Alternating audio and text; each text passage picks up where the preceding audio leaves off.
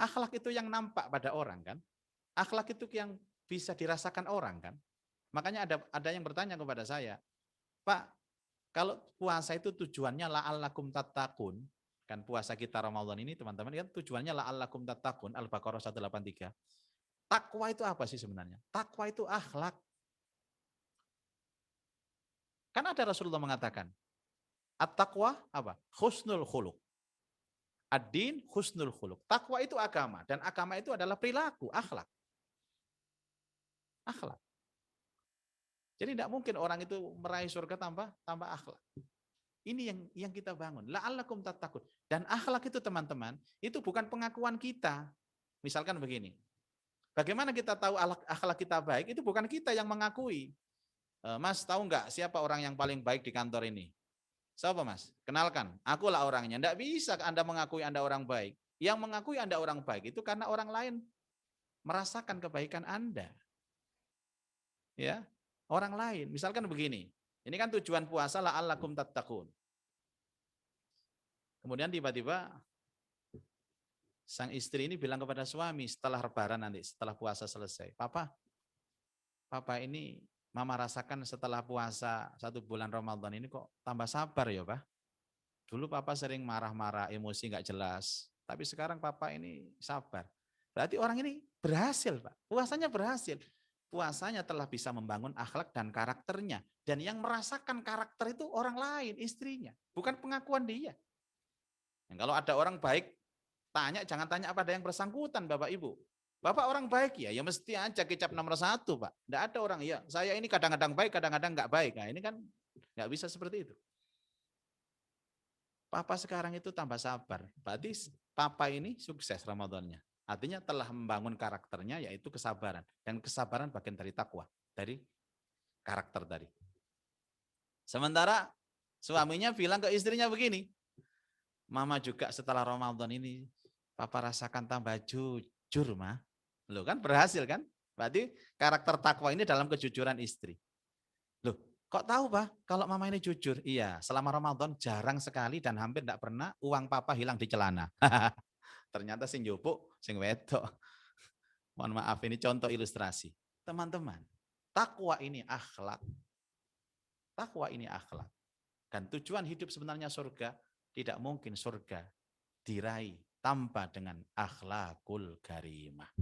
Saya kira ini Mas Andi sebagai moderator penjelasan saya tentang tema, nanti kita kembangkan, kita luaskan insya Allah dengan dialog. Terima kasih, semoga menjadi inspirasi dan penyemangat kita untuk semakin semangat dalam bekerja, karena bekerja kita adalah ibadah.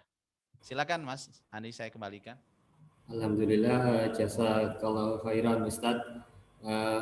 Mungkin dari apa yang disampaikan oleh Ustadz Muzaki, ada yang ingin ditanyakan atau dikonsultasikan oleh teman-teman dari Palembang, Cikarang, Surabaya, Klaten. Silakan, ada waktu. Mungkin dari Cikarang dulu mungkin. Silakan. Selamat datang Cikarang.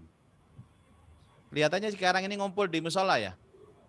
Di aula Ustadz. Oh di aula. Di aula. Subhanallah. Kelihatannya puasa semua itu di sana kok lemes. Mas Andi boleh nanya Mas? Oh iya, silakan Pak Roni, dari Pak Roni Ustadz. Assalamualaikum Pak Ustadz. Waalaikumsalam warahmatullahi wabarakatuh. Semoga Pak Roni sehat terus. Amin. Dulu pernah ketemu sama Pak Ustadz ya, udah lama ya. Ingat saya Pak, ingat sekali sama Pak Roni. Saya ingat. Pak Ustadz mau tanya terkait dengan akhlakul karimah tadi Pak Ustadz ya. Kalau diaplikasikan dalam hubungan antara atasan bawahan itu kira-kira contoh yang bagus itu kayak apa Pak Ustadz ya? Dan satu lagi juga bagaimana kita kemudian berusaha untuk terus meningkatkan akhlakul karimah kita, terutama dalam hubungan antara di kantor lah Pak, atasan dengan bawahan di kantor gitu Pak. Terima kasih Pak Ustadz. Baik, pertanyaan yang sangat bagus Pak Roni, saya akan menjawab langsung. Jadi berawal dari yang paling prinsip Pak. Begini, ada ayat bunyinya inna akramakum indallahi atqakum. sesungguhnya yang paling mulia di antara kalian adalah yang paling takwa. Nah, pernah disampaikan sama Nabi, siapa orang yang bertakwa itu? Orang yang paling berakhlak dan yang paling beretika. Di hadis yang lain Nabi menyatakan apa? Dalam pidato wukuf di Arafah, khutbah Arafah, beliau menyatakan apa? La farqa baina Arabi wa Ajam. Tidak ada perbedaan antara Arab dan non-Arab, Ajam. Wala aswad wala abyad. Tidak ada perbedaan kulit hitam dan kulit putih. Kulluna min Adam. Semua kita berasal dari Adam. Wa Adam min turab. Dan Adam dari tanah. Ada hadis lain. Innallaha la yanduru ila suwarikum. Allah tidak melihat bajumu, bentuk tubuhmu, kulitmu. Wala ila ajsamikum, fisikmu. Atau pangkat jabatanmu. Walakinnallaha yanduru ila qulubikum wa amalikum. Tapi Allah melihat dari hatimu dan amalmu. Ini artinya apa, Pak? Ini kan mindset yang harus dibangun betul. Saya jadi bos misalkan. Itu kan di kantor. Tapi kan agama saya mengajarkan bahwa kita ini sama di hadapan Allah. Gitu loh. Kalau fungsi pimpinan dan anak buah itu kan fungsi manajemen saja, Pak. Bukan fungsi kehidupan. Fungsi kehidupan sama. Kita sama-sama anak Adam dan Adam dari tanah. Itu kalau dicamkan betul, ditancapkan di hati yang paling dalam. Masya Allah. Saya yakin direksi-direksi di CNG dan CN ini menerapkan itu. Sehingga sama anak buah itu sopannya luar biasa. Dan dalam hatinya, kamu bukan anak buah saya. Kamu ini justru membantu saya. Tanpa kamu, saya tidak bisa lancar usaha seperti ini. Maka saya menghormati kamu. Jadi isinya itu menganggap orang lain lebih hebat dari kita. Terus begitu. Masya Allah Bapak Ibu. Saya mau cerita ini Pak Roni, ini bagus. Saya pernah sawan ke rumah guru saya di Kediri sana, Kiai. Beliau ini sudah sepuh. Pada waktu saya datang, Kiainya bingung menyiapkan minuman. Oh ada Ustadz Muzaki datang, bingung sekali. Akhirnya beliau itu ke ruang tengah bikin minuman. Itu kan saking akrabnya dengan saya. Sampai saya juga kadang-kadang diajak masuk sekali. Bikin minuman sendiri. Padahal itu guru saya yang mengajari saya ilmu. Terus saya bilang, Pak Kiai maaf, enggak usah Pak Kiai, biar saya yang bikin minum sendiri. Boten Ustadz. Beliau itu loh Pak, bahasa kromo inggil istilahnya Pak Roni. Kalau Jawa itu bahasa halus namanya kromo inggil. Loh saya ini kan muridnya, dididik oleh beliau, diberi ilmu banyak oleh beliau. Tapi saya datang ke rumah beliau itu dihormati, Masya Allah. Terus akhirnya Bu Nyai, istrinya Pak Kiai, keluar dari dalam. Loh Pak Kiai ada tamu siapa kok bikin minuman? Ada Ustadz Muzaki. Ya Allah, biar saya yang bikinkan. Jadi rebutan bikin minuman. Akhirnya nggak dibikin-bikin, saya juga haus akhirnya. Lah, ini apa? Ilustrasi apa? Kok ada seorang guru menghormati muridnya, istri menghormati suami, dan itu karena satu. Belajarnya apa? Karena kita diajarkan oleh Rasulullah bahwa kita ini sama di hadapan Allah. Kenapa Ustadz Muzaki? Karena saya bikinkan Ustadz Muzaki ini minum. Itu Ustadz Muzaki telah menolong saya. Loh, menolong bagaimana Pak Kiai? Ustadz Muzaki itu ngasih pahala ke saya. Saya bikin minum ini pahala. Masya Allah Bapak Ibu. Ini kalau kita punya pikiran seperti itu, betapa bahagianya hidup ini. Yang ada hanya khidmah. Apa khidmah itu Pak? Khidmah itu melayani. Nabi Shallallahu Alaihi Wasallam dalam sebuah hadis mengatakan, khairun nasi khadimuhum. Sebaik-baik manusia adalah yang melayani manusia yang lain. Dilandasi dengan ketulusan. Masya Allah Bapak Ibu sekalian. Saya kira di CN gini sudah, saya hanya menguatkan saja. Ada pimpinan itu kalau sudah di luar kantor, dia bertemu dengan anak buahnya, itu seperti saudara, duduk satu meja, makan satu warung. Masya Allah. Inilah, ini Pak Roni, saya kira yang akan membuat kita itu bahagia. Yang sesungguhnya itu di sini letaknya. Dan pemimpin yang seperti ini, pemimpin yang dicontohkan oleh Nabi seperti ini, dia akan benar-benar lebih dihormati lagi oleh anak buahnya. Dan penghormatan itu penghormatan yang sesungguhnya. Bukan penghormatan yang karena ketakutan nanti dimutasi atau dipindah kerjaannya. Tapi kalau ada seorang pemimpin yang tidak menghormati anak buah, dia kasar kepada anak buah, kata-katanya kotor, mungkin anak buah ini takut. Tapi takutnya itu kamuflase. Karena dia takut saja, tidak dipecat. Tapi dalam hatinya, Di hadapannya dia baik, di luar sana dia mencela pemimpinnya. Nauzubillah min dzalik. Contoh yang luar biasa. Mungkin itu Pak Roni. Mudah-mudahan bisa menginspirasi. Izin Pak Next, Ustadz. Mas. Makasih Pak Ustadz. Sami-sami Pak Roni. Sukses, lancar selalu. Dari Beni Cikarang Pak Ustadz, Mas Andip. Tafadhol Pak Beni, silakan. Alhamdulillah. Bismillahirrahmanirrahim. Assalamualaikum warahmatullahi wabarakatuh. Waalaikumsalam. Dari Cikarang ya? Iya, Cikarang Plan dengan Saya nyapa Beni. Mbak saya dulu ya. Mbak Iya, Siti, iya. Assalamualaikum. Lagi virtual nasional ini.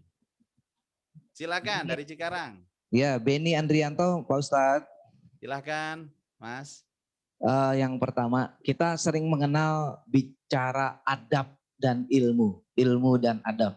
Masya Allah, ya. Nah, konteksnya dengan tema kita siang hari ini, posisinya sederhana aja poinnya. Posisinya seperti apa nih? Adab bagian dari akhlakul karimah atau seperti apa penerapannya dalam keseharian? Baik. Karena menarik sekali ini. Kira-kira itu saja ya simpelnya. Masya Allah. Terima kasih Ustaz. Terima kasih Mas, ini pertanyaan yang sangat mendasar dan prinsip. Baik, ilmu itu ada dua. Ilmu dari Allah, ilmu dari iblis. Ini kalau ngomong iblis jangan nengok kawannya ya, nanti tersinggung. Ilmu dari Allah itu akan membuahkan akhlak. Dan ilmu yang dari iblis akan membuahkan kesombongan. Pernahkah kita tahu ada orang berilmu tambah sombong? Banyak. Berarti ilmunya bukan dari Allah itu. Itu pasti iblis. Ya. Kalau dari Allah pasti berakhlak. Akhlak itu kemudian dirumuskan menjadi adab.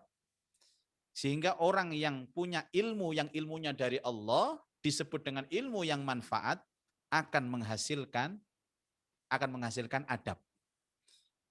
Jadi kalau saya bilang ilmu itu prosesnya, adab itu hasilnya.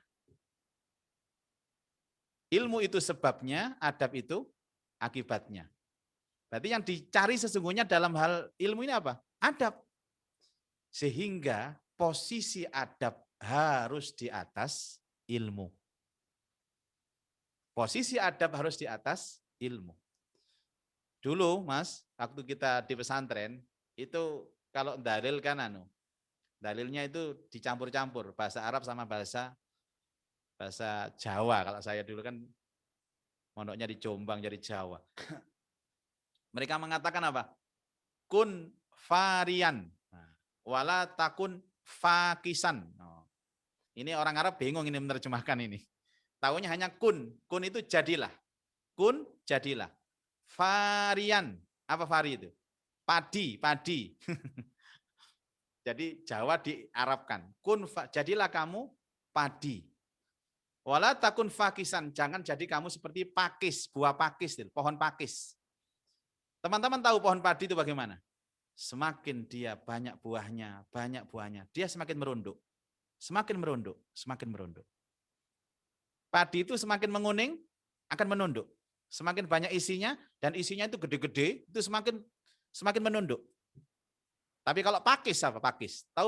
Pernah tahu pohon pakis? Pakis itu semakin dia tinggi, semakin dahak begini. Itulah sebenarnya ilustrasi antara ilmu dan adab. Orang yang punya ilmu, dia akan mengedepankan adab. Karena dia sadar betul bahwa buahnya ilmu adalah adab. Dan adab segala-galanya di atas ilmu. Seperti padi, semakin banyak ilmu, semakin tawadhu. Ucapannya semakin rendah hati, perilakunya semakin rendah hati. Dia justru akan saru kalau dia disebut dengan orang pinter. Makanya walaupun dia itu orang pinter, title-nya itu depan belakang. Dia tidak pernah mau disebut titelnya, sudah sebut nama saja, cukup. Kan begitu. Nah, kalau mau tahu ciri orang yang punya ilmu manfaat, ya adabnya itu. Dan adab ini kan menyeluruh, bukan sekedar adab pada satu waktu, satu kondisi, satu tempat, atau berhadapan dengan satu orang, tidak.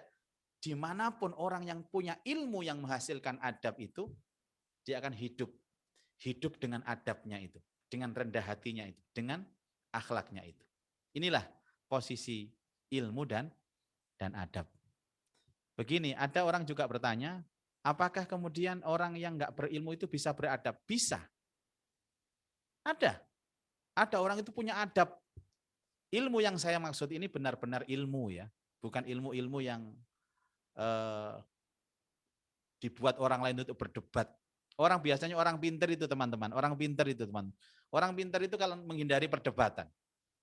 Jadi walaupun dia menguasai urusannya, tapi kalau sudah dia punya adab, ketika ada diskusi yang suaranya sudah sama-sama tinggi, dia pasti akan rendah. Kelihatan sekali orang yang punya ilmu dan benar-benar ilmu dalam diskusi itu kelihatan. Dia tidak emosional, dia tetap menghargai pendapat orang lain, dia pendengar yang baik, dia mendengarkan dengan sangat santun. Dan ketika dia seakan-akan membantah, tapi bantahannya itu bukan bantahan yang menyakitkan hati, bukan bantahan yang membuat dia muncul rasa tidak suka dan akhirnya muncul permusuhan, tidak. Lihat Nabi SAW. Apa salah satu akhlak Rasulullah? In udhiya ya'fu wa la yu'aqib. Kalau Rasulullah disakiti, tidak membalas dan selalu memaafkan. Wa in khusima yasmut wa la yujawib. Rasulullah itu ketika didebat, yasmut, diam, wa la yujawib. Rasulullah tidak pernah menjawab perdebatan itu. Itulah yang disebut posisi adab segala-galanya di atas ilmu. Terima kasih Mas, pertanyaan bagus sekali. Silahkan, mungkin ada tambahan atau apa? Ya, makasih Ustadz, cukup. Matur suwun. Alhamdulillah. Ini pertanyaan S3 loh Mas ini Mas. Berat ini Mas. SD, SMP, SMA. Ayo next Mas Andi, atau sudah selesai atau silakan. Ya, dari Cikarang Plan cukup panjang sebelum asar. Pertanyaan lagi.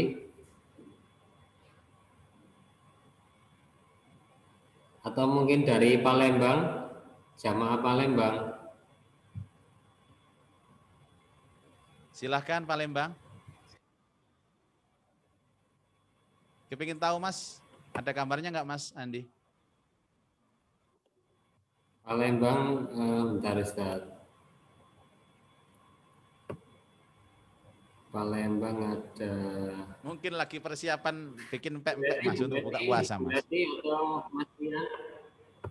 Bu Reti, Assalamualaikum Bu Reti.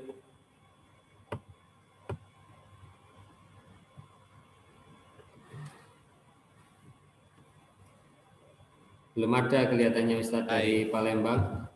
Di Surabaya ada? Jamaah Surabaya. Abah Azhari mungkin? Abah Azhari? Atau teman-temannya di sini? Abah Azhari muncul. Yang lain Mas Andi dulu, Mas Andi yang lain. Pak Ustadz. Gimana Pak Azhari? Oh, Masya Allah, lama tak jumpa. Soundnya Pak, mic-nya, Pak. Ya Pak Ustadz, Alhamdulillah. Saya pikir dokter tadi dari jauh, kayak dokter praktek ini. Dokter Azhari yang rakit bom. Ustadz, bagaimana kiat-kiatnya Pak Ustadz kalau dalam satu hadis kan dijelaskan hubhatul jannati bil makari wa hubhatun nar bisyahawat. Ya. Jadi tadi sudah digambarkan keindahan di dalam surga, akan tetapi jalan menuju surga kan penuh dengan kesengsaraan. Enak-enak turu-turu subuh, dikongkon sembahyang nang masjid udan pisan.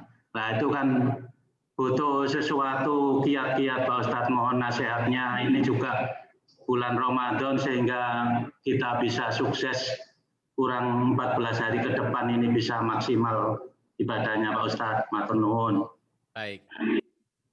Ya. Apa yang disampaikan Pak Azhari tadi itu betul sekali. Semua yang urusan surga itu sesuatu yang dibenci. Dan semua urusan neraka itu sesuatu yang disenangi. Tapi hadis ini dimunculkan oleh Rasulullah dalam konteks orang awam, orang umum. Umum itu ya mayoritas kita semua sebenarnya. Jadi semua perintah-perintah Allah itu hampir tidak disenangi oleh hambanya ini. Seperti disampaikan Abah Azhari tadi, mulai tahajud. Tahajud itu kan enak-enak turu kon tahajud, Masya Allah. Sudah. Terus kayak puasa kita ini Pak, ini kan yang lain enak Pak, awan-awan ini enak, makan es jeruk, es teh, ya. Tapi kita suruh puasa, enggak ada suka. Terus kita dapat gaji, kita dapat bonus dari kantor misalkan, dapat uang. Yang lain menghambur-hamburkan, belanja. Tapi kita disuruh sedekah, disuruh infak. Enggak enak memang. Enggak enak. Kecuali yang di hatinya ada iman. Kecuali yang di hatinya ada iman. Makanya Allah itu kepingin kita dari orang awam, dari orang umum itu naik satu level, menjadi orang khusus. Siapa orang khusus itu? Orang yang hatinya diberi anugerah iman. Indikatornya apa? Indikatornya itu kita itu logikanya berbeda dengan logika umum. Umumnya orang lain tahajud itu sengsara, tidak enak. Tapi orang beriman itu menikmati tahajud. Itu loh dahsyatnya iman itu. Orang lain menikmati makannya. Kita menikmati puasa kita. Banyak di antara kita yang nikmat dengan puasa itu. Orang lain menikmati menghambur-hamburkan hartanya. Kita menyantuni anak yatim. Harta kita sisihkan untuk fakir miskin dan du'afa. Iman. Lah persoalan yang ditanyakan dari Pak Azhari, bagaimana hati kita terkondisi iman secara istiqomah? Masalahnya kadang-kadang imanku naik turun, Mas. Kadang munggah, moro-moro mudun, munggah, mudun. Awal Ramadan imannya tinggi Ustaz, awal Ramadan sergap. Sekarang barisannya mulai maju. Makanya saya sering bertanya, kalau seandainya iman itu dikasih skor, misalkan ya, iman tertinggi 10, iman terendah 1. Posisi kita sekarang ini ada di mana? Ada yang jawab 10 Pak. Iya karena pas pengajian. Nanti pas keluar dari ruangan kantor ini, belum tentu. Tapi ada solusi dari Nabi Shallallahu Alaihi Wasallam untuk mendongkrak itu. Yang pertama, hindari makanan-makanan haram atau syubhat. Ini yang pertama. Yang bikin kita itu tidak menikmati iman, tidak menikmati ibadah itu karena ada masuk barang haram. Ini Rasulullah sampaikan berkali-kali dalam hadis. Demi Allah, sekali kita makan barang haram, maka tidak akan kita menikmati ibadah kita. Tidak ada lezatnya iman, tidak ada manisnya iman. Karena barang haram itu ada di kita ini. Hati-hati. Dan haram itu maaf ya, haram itu bukan babi, bukan anjing, bukan, itu haram jenis namanya. Itu kan haram makanan. Haram itu sesuatu yang hakikatnya halal, tapi diperoleh dari jalan yang haram. Seperti mengambil haknya orang, mencuri, menipu, bohong. Makan gaji buta, misalkan ada karyawan itu sesungguhnya masuknya jam 8. Kemudian dia masuknya jam 10. Itu berapa dia makan barang syubhat? Berapa makan gaji buta begitu? Itu haram. Atau menipu orang. Dan tidak sengaja itu masuk ke dalam tubuhnya, jadi darah, jadi daging. Kemudian yang terjadi apa? Dia sholat. Lah mana mungkin orang khusyuk itu kalau di dalam aliran darahnya ada barang haram. Jadi itu pernah ditanyakan kepada seorang ulama besar, kenapa saya malas ibadah, malas sholat? Dijawab langsung cospleng, karena di dirimu, di darahmu, di dagingmu, itu tercampur baur barang haram atau syubhat. Makanya kan ada solusi, setiap kita menerima rizki, atau makan sesuatu, atau mendapatkan sesuatu, berdoalah kepada Allah, ya Allah jauhkan ini dari haram. Kalau ada haram, halalkan ya Allah. Kayak doanya salat duha itu Pak. Allahumma inkana haraman, fatahhirhu. Ya Allah kalau ada tercampur ini harta haram, maka bersihkan. Bersihkan. Halalkan ya Allah. Halalkan. Ini yang pertama Pak, teman-teman. Yang kedua adalah dengan ilmu. Ilmu itu bisa mendongkrak semangat, bisa mendongkrak iman. Sama kayak kita ini. Antara sebelum ngaji dengan sesudah ngaji, beda. Pasti beda. Karena disampaikan oleh pengajian ini kan syarat dengan nasihat Allah dan nasihat Rasulullah. Jadi harus sering-sering mendengarkan nasihat ini. Mas Andi harus sering-sering diagendakan ngundang Ustadz Muzaki ini. Apa Azhari? Bukan. Ya siapa saja yang mengisi itu sama. Tapi jangan sampai kita kering. Saya sampaikan pendapatnya Imam Al-Maraghi. Beliau mengatakan tubuh kita itu terdiri dari 2 unsur. Unsur dohir, unsur batin. Ada unsur luar, unsur dalam. jasmani, rohani. Dua unsur ini harus sama-sama dikasih makanan, dikasih vitamin. Supaya sama-sama sehat. Jasmaninya butuh apa? Butuh imun, ya makanan yang baik, yang bergizi. Tapi ingat kita masih punya unsur rohani. Unsur rohani ini apa? Makanannya rohani apa? Nasihat kebaikan, ilmu, Al-Quran, hadis itu rohani semua. Makanya kalau orang itu ya tubuhnya sehat, hatinya terus ngaji terus, jadi imunnya naik. Ilmu nomor 2. Yang nomor 3 itu at-takhallud bis-shalihin. Duduk semajlis dengan orang-orang soleh. Bukan Pak Soleh ya, itu nama-nama orang itu ya. Orang soleh itu orang baik. Sehari kita wajib duduk bersama mereka. Satu majelis. Itu namanya majalisu as-shalihin. Majelisnya orang-orang soleh. Karena setiap untayan kata-kata yang terucap dari orang-orang soleh itu pasti membuat hati kita kayak disiram itu. Yang kering-kering itu basah. Sejuk. Ya, berikut yang terakhir adalah kekuatan doa. Doanya kan jelas. Apa? Dalam Al-Quran itu, Allahumma habib ilainal iman. Ya Allah, jadikan hatiku cinta dengan iman. Wa zayyinhu fi qulubina. Dan hiasilah iman itu di hati kami, ya Allah. Wa karrih ilainal kufra wal fusuqa wal isyan. Jadikan hatiku itu benci kekafiran, benci kemaksiatan, dan benci kefasikan. Yang bisa menjadikan kita cinta iman adalah Allah. Dan yang bisa menjadikan kita benci kepada kefasikan adalah Allah. Makanya itu harus pakai kekuatan doa. 1, ayo secara berusaha semaksimal mungkin. Kita jauhi yang haram, yang syubhat.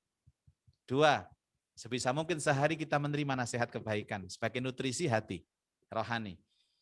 Yang 3, majalisus sholihin, bersama orang-orang yang baik. Katanya bahasa Jawanya apa? Wong kang soleh kumpulona ya. Nah, Kumpulono. Ini adalah kekuatan doa. Demikian teman-teman dan Abah Azhari, mudah-mudahan bisa mencerahkan jawabannya. Nggih Pak Ustaz, matur suwun. Sami-sami, barakallah, wa jazakallah khair. Ustaz, dari Pak Novi ini, silakan Surabaya. Pak Novi ya. Assalamualaikum Ustaz. Waalaikumsalam warahmatullahi wabarakatuh. Dari lokal Surabaya. Iya. Dulu masih muda Pak Novi, dulu. Sekarang juga masih muda ya. Masih. Silahkan. Ustaz, di bulan Ramadan itu insya Allah semua keinginan kita, jasa kita itu kan kalau kita berdoa dikabulkan Ustaz ya. Mas, agak kurang jelas Mas, mic-nya Mas.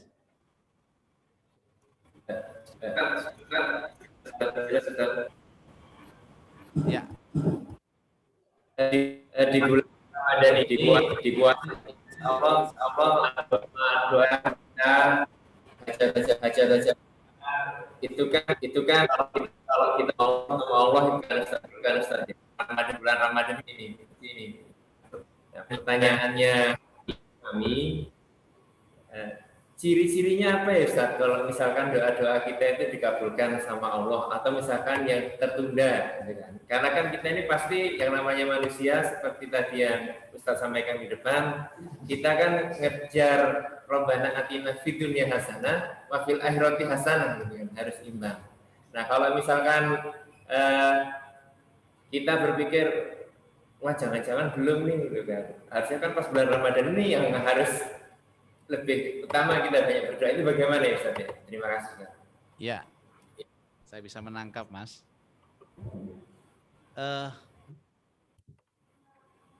Landasan kita berdoa itu adalah Al-Fatihah ayat 4. Ayat 5. Jadi landasan kita berdoa itu ayat 5. Ini kondisi apa saja ya secara umum.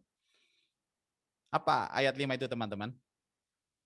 Iyyaka na'budu wa iyyaka nasta'in. Hanya kepadamu ya Allah kami beribadah. Na'budu kan beribadah atau menyembah. Dan hanya kepadamu ya Allah kami mohon pertolongan. Lihat urut-urutannya ini.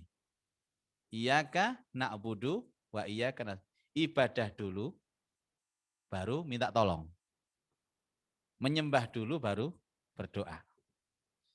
Sebenarnya ini persyaratan mutlak kita berdoa. Tidak mungkin kita itu mohon kepada Allah kalau perintahnya saja kita tidak pernah lakukan. Kan aneh kan ya. Anak ini meminta sesuatu kepada bapaknya, tapi setiap kali bapaknya nyuruh ini tidak mau, nyuruh ini tidak mau, nyuruh ini tidak mau. Apakah mungkin bapak itu akan mengabulkan permintaan anaknya? Saya kira tidak. Ini landasan yang pertama. Sudah. Berarti apa? Syarat mutlak kita mohon kepada Allah itu harus beribadah dulu. Benerin ibadahnya dulu. Konsentrasi untuk membenahi ibadahnya dulu. Kenapa? Kalau ibadahnya sudah bagus, sesungguhnya tanpa minta ke Allah itu Allah tahu loh kebutuhan kita, dikasih sama Allah. Yakin dikasih. Oh, ini butuh ini butuh ini butuh ini. Sudah, ini yang pertama. Kemudian yang kedua ya sama dengan tadi yang pertama, makanan haram, makanan syubhat itu juga penyebab kita ditolaknya doa. Nah, sudah. Kemudian setelah kita tahu tentang prinsip berdoa ini, maka kita akan memohon kepada Allah sesuatu. Ingat loh ya, yang kita minta itu adalah zat yang maha mengetahui isi hati kita. Maaf loh ya. Jadi seakan-akan kalau kita nggak ngomong pada waktu berdoa itu, hanya batin saja misalkan, Allah tahu. Oh jangankan batin, kita belum batin, Allah tahu. Allah itu lebih tahu daripada urusan kita. Makanya yang kedua Nabi menyatakan, jangan pernah kita berdoa kecuali membawa keyakinan. Kata Rasul. Apa ya keyakinan yang kita bawa dalam doa? Keyakinan bahwa Allah pasti mengijabah doa kita. Jangan pakai ragu-ragu. Jangan-jangan Allah gak mendengar ini. Jangan-jangan, wah itu pasti wis gak kira dikabulno wisan iku. Jangan-jangan ini ono. Nah, jangan asem, jangan lodeh, jangan bung, ya, jangan bening macam-macam. Satu, ingat bahwa bawalah keyakinan itu dalam doa kita. Setelah kita menyadari prinsip berdoa, bawa keyakinan. Apa keyakinan itu? Bahwa Allah maha mengijabah doa kita. Sudah. Setelah itu baru belajar ilmunya. Lalu terus bagaimana cara Allah mengijabah? Itu Rasulullah sendiri yang menjelaskan kepada kita dalam hadis yang panjang yang saya rangkum. Pertama, Allah akan mempercepat ijabah itu. Tidak dalam waktu yang panjang, yang lama, langsung diijabah. Sekarang berdoa, minggu depan ijabah. Sekarang berdoa, besok diijabah. Sekarang berdoa, satu. Yang kedua, Allah menunda doa kita dalam jangka waktu yang panjang. Ya. Misalkan setahun, 2 tahun. Seperti doanya Nabi Ibrahim alaihissalam ketika mengucapkan doa dalam Quran. Rabbij'al hadza baladan amina warzuq ahlahu minas samarat. Man amana minhum billahi wal yaumil akhir ila akhiriha. Ya Allah jadikan negeri ini aman. Dan jadikan penduduknya makmur. Melimpah ruah rizkinya, buah-buahan yang kecukupan semua. Itu Nabi Ibrahim berdoanya kapan? Dulu, waktu Mekah masih tandus. Tidak ada tanaman, tidak ada air. Tapi ijabahnya sekarang ini. Lihat sekarang, Mekah.